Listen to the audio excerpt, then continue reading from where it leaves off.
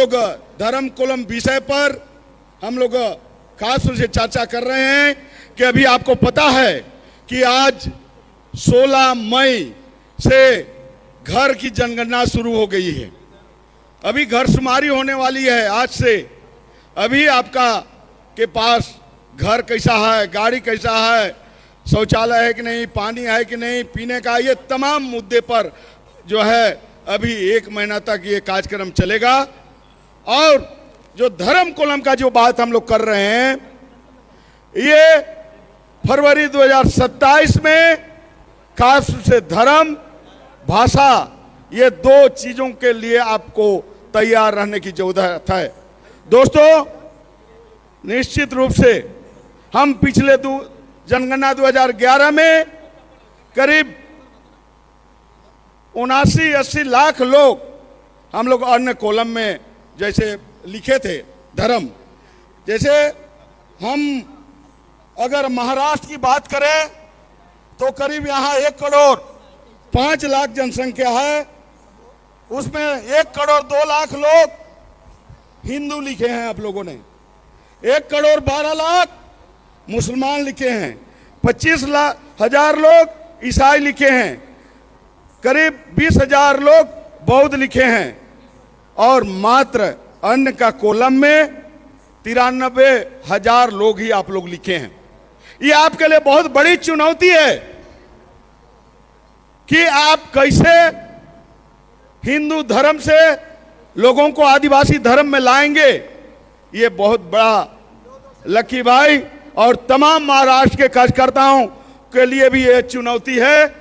और इसके लिए जब तक हम जिला में, प्रखंड में, गांव में हम सम्मेलन कर लोगों को जागरूक नहीं करेंगे, तब तक ये अभियान संभव नहीं हो पाएगा। इसलिए हम आपसे अनुरोध करेंगे कि इस अभियान को गांव-गांव में ले जाएं और आने वाला जो जनगणना है उसमें धर्म में आदिवासी लिखे और भाषा में जो भी आप भाषा बोलते हैं वो लिखें।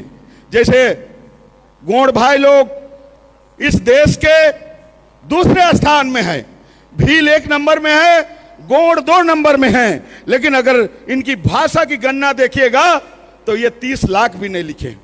इसलिए हम गोंड समुदाय से भी अनुरोध करते हैं कि आदिवासी आप जरूर लिखें धर्म में, लेकिन भाषा में आप गोंडी भाषा लिखें। ये आपके लिए बहुत चुनौती है।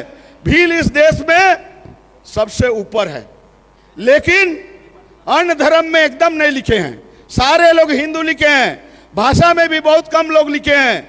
तो इसलिए आपसे हम अनुरोध करना चाहते हैं कि आप जो है, खासतौर से मध्य प्रदेश से हम कहना चाहेंगे कि 1 करोड़ 53 लाख लोग यहाँ रहते हैं, लेकिन मुश्किल से जो है आप जो है करीब 6 लाख ही अन्य धर्म में लिख पाए हैं।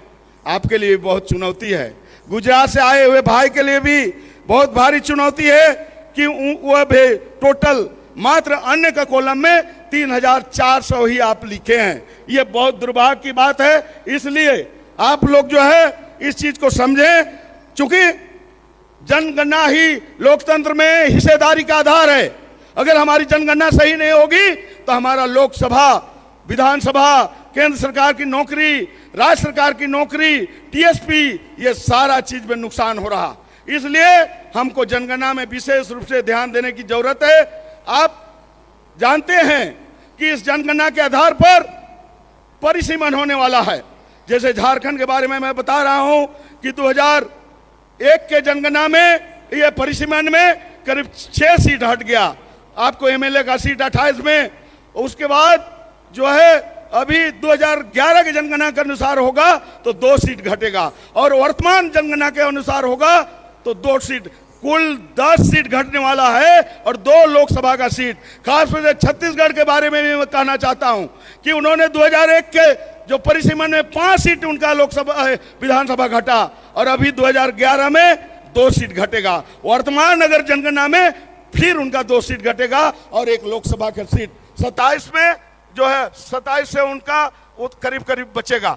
तो इसलिए हम आपसे ये कहना चाहते हैं कि ये बहुत बड़ा चुनौती है और इस परिसीमन में असम का यह नमूना है कि पूरे मुसलमान वोट को खंड खंड में बांट दिया गया, उसका अस्तित्व को मिटा दिया गया। उसी तरह का इस परिसंबंध में आदिवासी जनसंख्या को भी इस तरह से काट के छितिछान कर देगा कि आप कहीं का नहीं रहेंगे। इसलिए हम आपसे कहना चाहते हैं कि हम लोगों को विशेष रूप से हमारा करो या मरो की स्थिति है, इसलिए हम तमाम लोगों से अनुरोध करेंगे कि इस अभियान में खास रूप से जोड़ें।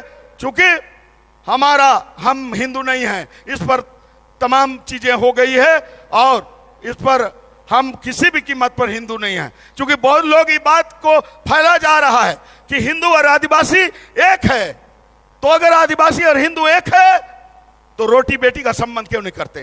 केवल वोट के लिए अगर आप जो है केवल हमको हिंदू कहेंगे, हम हिंदू नहीं हैं, कदापि हिंदू नहीं हैं। हम छोटे नागपुर से आए हैं बड़ा नागपुर में, और मोहन भागवत को मैं एकदम खुले चुनौती देना चाहता हूं कि आप बहस करना चाहते हैं तो आदिवासी कैसे अलग है और हिंदू कैसे अलग है, ये हम बताने के लिए तैयार हैं। इसलिए कृपया वोट के लिए जो है आपको हमें हिंदू कहने का काम नहीं करें। और हमारे कुछ दलाल लोग हैं जो एमएलए का टिकट पाने के लिए, पैसा के लिए हमको कह रहा है कि आदिवासी और हिंदू एक हैं। उनसे भी हम तमाम लोगों से ये कहना चाहते हैं कि हम लोगों को ऐसा आप गुमराह मत करें। तो इसलिए पूरे दुनिया के लोग धर्म के नाम पर एकजुट हुए हैं, तो हम भी आज अपने धर्म के नाम पर एकजुट हो रहे हैं। लेकिन इसमें हम एक कहना चाहेंगे कि हमारा एक धर्म कोलम होना चाहिए और एक झंडा भी होना चाहिए देश स्तर पर, एक प्रतीक चिन्ह होना चाहिए।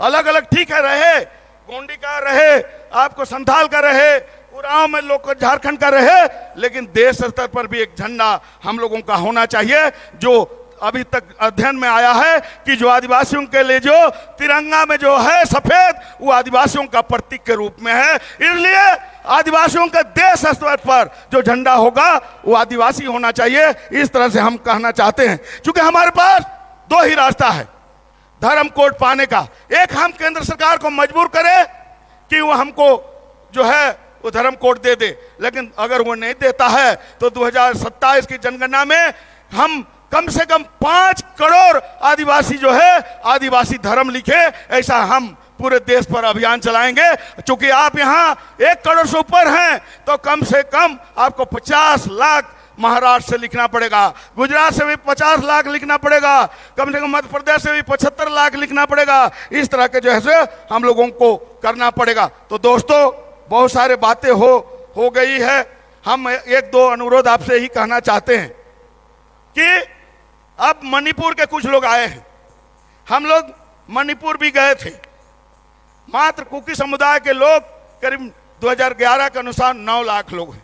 आज कुकी मारे जा रहे हैं, हम उसके साथ नहीं खड़े हो रहे हैं। एक एक करके सब लोग मारे जाएंगे।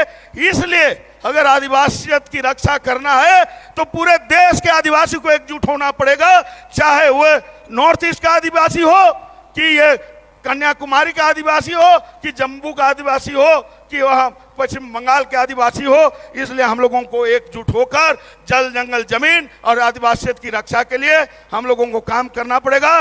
मैं पुनः लक्की भाई जागो को बहुत धन्यवाद